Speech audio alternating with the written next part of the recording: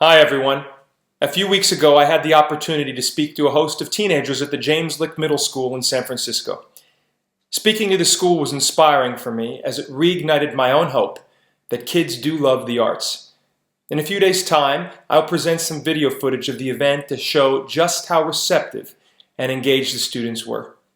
Today, though, I'd like to speak to a larger vision of education and open a discussion for educators, students, and parents to speak freely. In my view, arts education is an essential staple to the process by which we teach kids, and our local and state governments should be doing their best to push it harder than ever. Statistically speaking, over 1 million children today in American elementary schools have no access to arts education, nearly 800,000 in secondary schools. Up to 4 million have no access to visual arts education.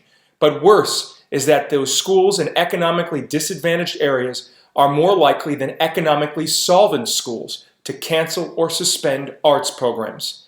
Staggeringly, 71% of students who had access to the arts programs in disadvantaged communities graduated high school and or made plans for a bachelor's degree, but just 48% of students without access to arts in similar disadvantaged communities have graduated or progressed to college.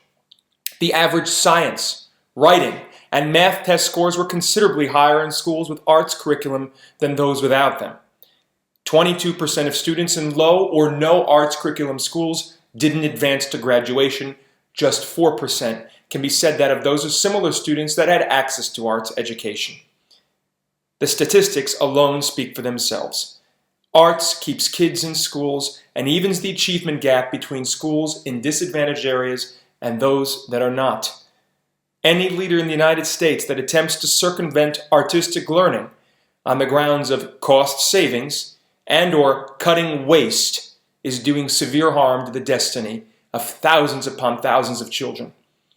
Practical, immediate solutions include a re-energized push by our nation's successful musicians to speak loudly about the need to keep arts in school, a renewed focus on charter schools and their efficacy in helping kids from disadvantaged communities get a better chance, and a greater cooperation between artistic organizations like the San Francisco Opera and inner-city schools for culture immersion as often as possible.